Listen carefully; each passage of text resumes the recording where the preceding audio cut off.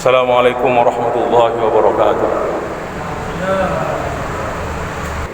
Alhamdulillahi rabbil alamin. Madaha ahlal iman wa wa'adahum al-khuluda fil jinan wa manahahum minhul mahabbata war ridwan. Wa ashhadu an la ilaha illallah wahdahu la syarika lah wa ashhadu anna Muhammadan abduhu wa rasuluh sallallahu alaihi wa ala alihi wa ashabihi wattabi'in lahum bi ihsan wa sallama tasliman katsira. Amma ba'du, fa ya ibadallah ittaqullaha ta'ala wattabi'u ma anzala minal huda wahdharul hawa. A'udzu billahi minasy syaithanir rajim. Wa ma taf'alu min khairin ya'lamhu Allah wa tazawwadu fa inna khairaz zadi taqwa wattaquni ya ulil albab. Ma'asyiral muslimin, jamaah salat Jumat, azanallahu wa iyyakum ajma'in. Sahabat Rasulullah yang bernama Anas bin Malik radhiyallahu anhu bercerita bahwasanya di antara doa-doa yang selalu dibaca oleh baginda Rasulullah sallallahu alaihi wasallam adalah Allahumma inni a'udzubika minal ajzi wal kasal wal jubni wal harami wal bukhli wa a'udzubika min adzabil qabri wa min fitnatil mahya wal mamat. Hadis sahih riwayat Bukhari Muslim.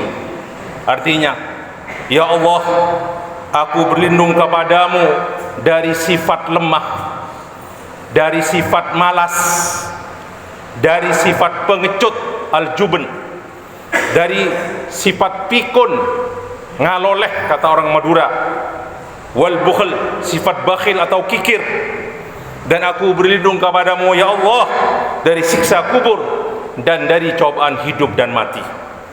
Rawahul Bukhari wa Muslim. Masyarul muslimin, pembicaraan kita kali ini tidak akan membahas arti dari doa yang saya bacakan barusan, tapi saya akan fokus kepada dua hal saja, yaitu sabda Rasulullah dalam doa beliau alaihi salatu wassalam, Allahumma inni a'udzubika minal ajzi wal kasal. Beliau minta dalam doa ini perlindungan dari Allah dari dua sifat, yaitu al-ajiz, sifat lemah, al-kasal, dan sifat malas. Apa beda antara al-ajz wal kasal? Al-Imam Ibnu Hajar al-Asqalani dalam Fathul Bari mengatakan beda antara keduanya adalah al-ajzu adalah, al-kasal adalah seseorang yang diberi kemampuan oleh Allah, mampu untuk mengerjakan sesuatu tapi dia tidak mau mengerjakannya. Itu artinya al-kasal atau malas.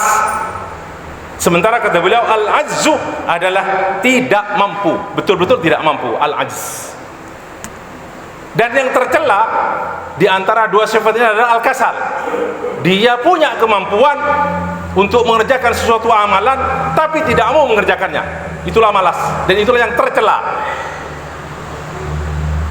Doa ini sangat agung sekali dan harus kita pelajari, kita hafalkan, dan kita amalkan dalam setiap kesempatan.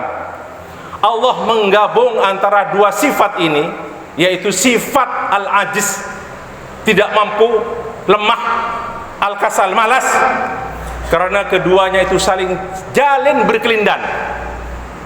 Biasanya satu tidak akan lepas dari yang lain. Qarinani dalam bahasa Arab, saling jalin berkelindan antara keduanya. Karena keduanya itu kalau ada pada diri seseorang, maka akan menyebabkan dia itu menjadi malas untuk mengerjakan kewajiban-kewajiban yang harus dia kerjakan. Bahkan sampai malas mengerjakan kewajiban yang sudah diwajibkan oleh Allah Subhanahu wa taala. Wal iyadu billahi min dzalik. Banyak sekali contoh sifat malas itu.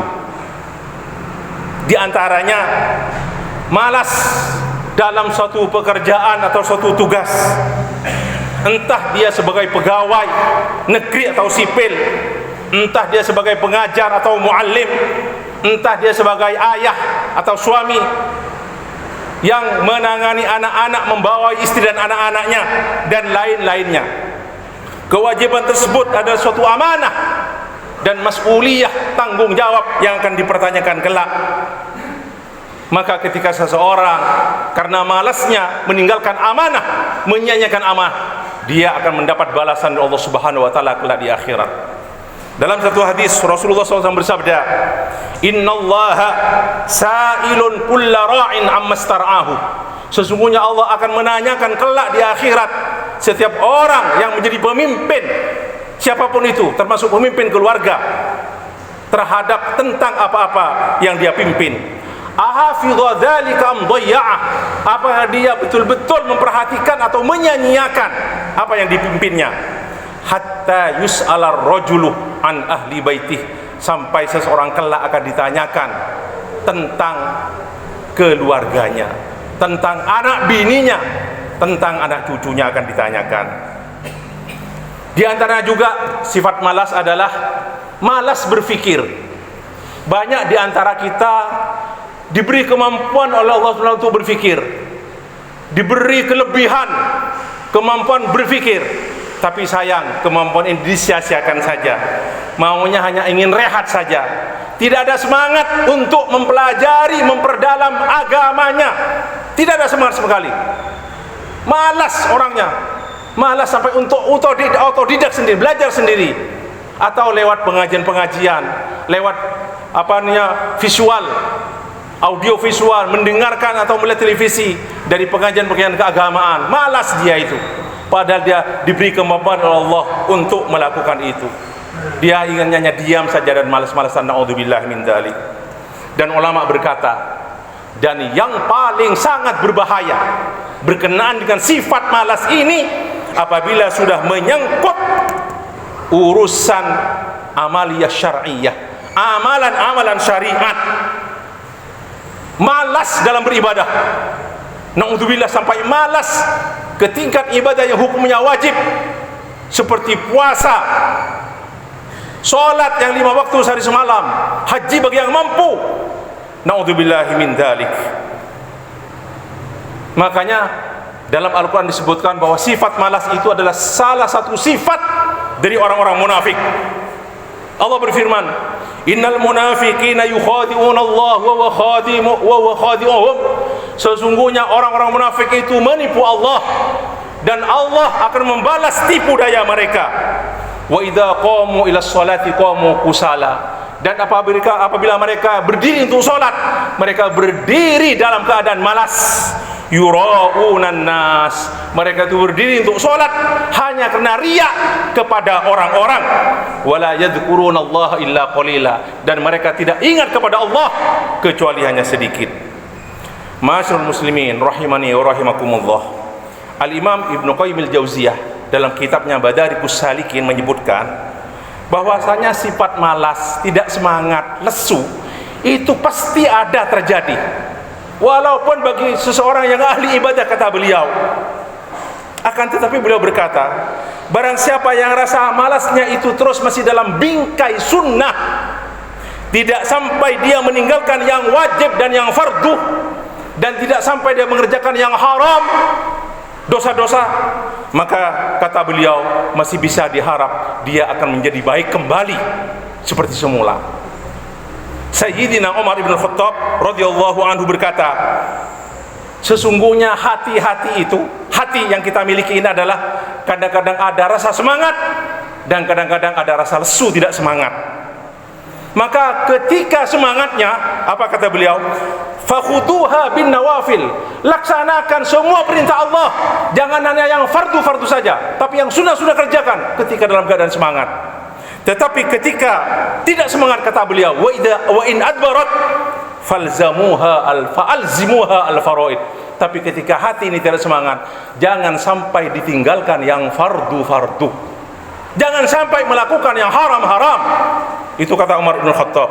Hal ini sesuai dengan sabda Rasulullah sallallahu alaihi wasallam dalam satu hadis yang berbunyi, likulli amalin syirratun wa likulli syirratin fatratun, faman kanat fatratuhu ila sunnati faqad aflaha wa man kanat ila ghairi dzalik faqad halaka. Artinya, setiap amalan itu ada waktu semangatnya, dan kadang-kadang semangat itu didatangi oleh sesuatu yang tidak semangat, kelesuan, ketidaksemangatan, fatrah. Dan barang siapa ketidaksemangatannya itu masih dalam bingkai sunnahku, maka orang itu akan beruntung. Dan apabila tidak semangatnya itu sudah di luar bingkai sunnah, sampai meninggalkan yang fardu, sampai mengerjakan yang haram-haram, dosa-dosa, maka dia akan celaka. Riwayat Imam Ahmad. Ma'asyiral muslimin rahimani wa rahimakumullah, malasnya seseorang ditambah dengan sifat lemah dia, kadang-kadang sampai meninggalkan hal-hal yang fardu, dan hal itu akan lebih parah lagi sampai bisa menyebabkan hati dia menjadi batu. Fahiya kal hijarati aw ashaddu qaswa, bahkan hatinya seperti batu, bahkan lebih keras daripada batu. Naudzubillah min dzalik. Untuk itu saya sampaikan dalam forum yang mulia ini, ada beberapa kiat untuk memerangi sifat malas, untuk memerangi kerasnya hati kita. Yang pertama, di antara yang pertama adalah mari kita bermuamalah dengan Allah. Ketika melaksanakan ibadah ketaatan kepada Allah SWT, laksanakan dengan ikhlas, supaya Allah mencintai kita dan memberi dorongan kepada kita, semangat kita untuk terus beribadah kepadanya. Allah berfirman, "Wa ma umiru illa liya'budullaha mukhlishina lahuddin." Dan tidaklah mereka diperintahkan kecuali untuk beribadah kepadanya dengan penuh ketaatan, memurnikan ketaatan kepadanya, mukhlishina lahuddin, mengikhlaskan ketaatan kepadanya. Yang kedua, camkan dalam diri kita tentang fadilah keutamaan ibadah yang kita kerjakan, bahwa semuanya itu akan kita dapat hasilnya, baik itu di dunia atau di akhirat. Kita akan mendapat balasan dari Allah di dunia dan di akhirat. Allah berfirman, "Man amila sholihan min dzakarin aw untha wa huwa mu'minun falanuhyiyannahu hayatan thayyibah wa lanajziyannahum ajrahum bi ahsani ma kanu ya'malun." Dan barang siapa yang melakukan amal soleh, baik laki-laki atau perempuan, dan dia dalam keadaan beriman, maka sungguh akan kami hidupkan dia dalam kehidupan yang baik, dengan kehidupan yang baik, dan sungguh kami akan memberi balasan kepada mereka dengan balasan yang lebih baik daripada yang kami kerjakan. Yang pertama tadi itu hayatan thayyibah, itu kehidupan di dunia, balasan Allah di dunia. Kemudian yang kedua, bi ahsani ma kanu ya'malun, itu balasan kelak di akhirat. Kemudian camkan juga bahwa semua amalan yang kita amalkan itu akan kembali kepada kita. Allah tidak butuh kepada kita sama sekali, tapi semuanya akan kembali kepada kita. Allah tidak butuh. Allah waniyun anil alamin. Ingat sabda firman Allah dalam hadis kursi, "Ya ibadi, innama hiya a'malukum uhsiha lakum summa wafikum iyyaha faman wajada khairan falyahmadillah wa man wajada ghaira dzalik fala yalumanna illa nafsah." Hadis sahih Muslim. Wahai hamba-hambaku, kata Allah, semua amalan-amalanmu itu akan aku hitung dan aku sampaikan kepadamu kelak di akhirat. Barang siapa yang menemukan kebaikan dari amalannya, maka hendaklah dia berterima kasih, bersyukur kepada Allah, memuji Allah. Dan barang siapa yang menemukan kejelekan dalam amalannya, maka jangan menyalahkan siapa-siapa kecuali menyalahkan dirinya sendiri. Yang ketiga, kita jangan terlalu sibuk dan silau dengan kehidupan dunia yang sifatnya hanya sementara. Hidup umat Nabi Muhammad SAW antara 60 sampai 70 tahun, dan sedikit sekali yang melebihi 70 tahun. Kita akan kembali ke tempat yang baka, alam baka, yaitu di akhirat. Bal tu'sirunal hayatad dunya wal akhiratu khairu wa abqa. Akan tetapi kamu itu mengutamakan kehidupan dunia, dan akhirat itu adalah khairun, lebih bagus, wa abqa, dan lebih kekal. Yang keempat, hindari bersahabat dengan orang-orang yang malas, karena akan berpengaruh cepat atau lambat, tadrijian. Seorang yang bergaul dengan preman, sehari dua hari masih biasa, mungkin dia masih kuat, tapi hari-hari berikutnya dia akan ikut mereka juga. Orang yang bergaul dengan orang-orang yang nongkrong di pinggir jalan, yang kerjanya hanya main kartu, pagi sore siang malam main kartu, sholat disia-siakan, ditunda-tunda sholat, kartu terus, Sehari dua hari ikut terus, kemudian hari ketiga keempat akan ikut bersama mereka. Naudzubillah. Sebaliknya, orang yang bergaul dengan orang soleh, orang yang suka mengaji, yang suka datang ke masjid berjamaah, suka ikut pengajian, insya Allah mereka itu akan tertular oleh sifat mereka, insya Allah Ta'ala. Rasulullah SAW bersabda, ar-rajulu ala dini khalilih, falyandur ahadukum man yukhalil. Seseorang itu biasanya ikut seperti kebiasaan teman setianya, maka hendaklah satu di antara kalian memperhatikan, melihat siapa teman yang ingin dia ajak menjadi teman. Yang kelima dan yang terakhir, ini hanya sebagian, yaitu meninggalkan maksiat dan dosa-dosa. Karena seorang yang suka berbuat maksiat dan dosa itu, melakukan hal-hal yang haram, itu akhirnya akan bisa menutup hati nuraninya, dan akhirnya dia juga sulit untuk beribadah kepada Allah Subhanahu wa Ta'ala karena hatinya sudah tertutup. Ada satu hadis dari Abu Hurairah radhiyallahu anhu qala Rasulullah sallallahu alaihi wasallam, innal mu'mina idza adznaba kanat nuqtatun sauda fi qalbi. Sesungguhnya seorang mukmin itu apabila berbuat dosa, maka akan terjadi satu titik di hatinya, titik hitam. Fa in taba wa naza'a wastaghfara sukila qalbuh. Tapi apabila dia itu bertaubat, dia melepas dosanya, menjauhkan dosanya, kemudian dia juga beristighfar, maka hatinya akan menjadi mengkilau. Fa in zadat, tapi kalau dia bertambah melakukan yang haram, berbuat dosa, maka akan bertambah titik-titik hitam dalam hatinya. Fadzalika ar-ranul ladzi dzakarahu Allahu fi kitabih. Kata Rasulullah alaihi wasallam, itulah ar-ran, yaitu karat, besi yang karat, kotoran yang melekat pada hatinya, seperti yang difirmankan Allah dalam Al-Quran. A'udzubillahi minasyaitonir rajim. Rasulullah membaca ayat ini, kalla bal rana ala qulubihim ma kanu yaksibun. Janganlah demikian, akan tetapi sudah menutupi hati mereka, mengotori hati mereka apa-apa yang mereka perbuat. Na'udzubillahi min dzalik. Demikianlah kiat-kiat supaya kita bisa memerangi sifat malas dan memerangi kekerasan hati.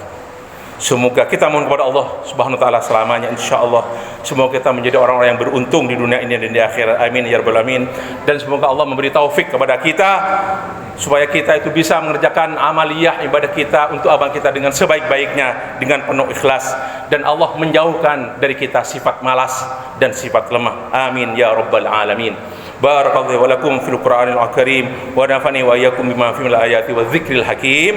Aqulu ma sami'tum wa astaghfirullah li wa lakum fastaghfiruhu innahu huwal ghafurur rahim.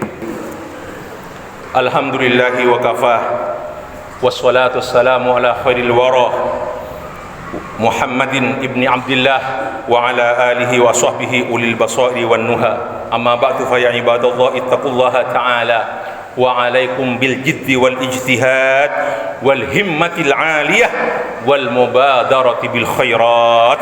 A'udzu billahi minasyaitonir rajim. Alladzi khalaqal mauta wal hayata liyabluwakum ayyukum ahsanu amala wa huwal azizul ghafur. Ala wa sallu wa sallimu ala rasulil huda kama amarakum bidzalika fi muhkami tanzilih. Faqala ta'ala innallaha malaikatahu yusholluna 'alan nabi ya ayyuhalladzina amanu shollu 'alaihi wa sallimu taslima.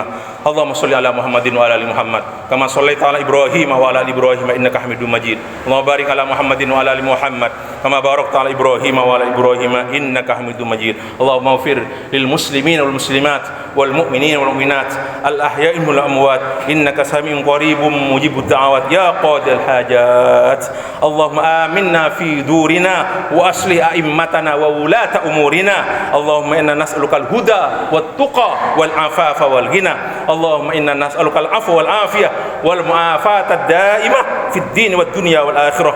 Allahumma ij'al khaira a'malina khawatimaha wa khaira ayyamina yawma nalqaq wa anta radin anna ya rabbal alamin. Rabbana hab lana min azwajina wa dhurriyyatina qurrata a'yun waj'alna lil muttaqina imama. Rabbana atina fid dunya hasanah wa fil akhirati hasanah wa qina adzaban nar. Ibadallah, inna Allah ya'muru bil 'adli wal ihsan wa ita'i dzil qurba wa yanha 'anil fahsya'i wal munkari wal baghi ya'idukum la'allakum tadhakkarun. Faqulu adhkurukum wa la dzikrullah azza wa jalla akbar. Aqimis shalah.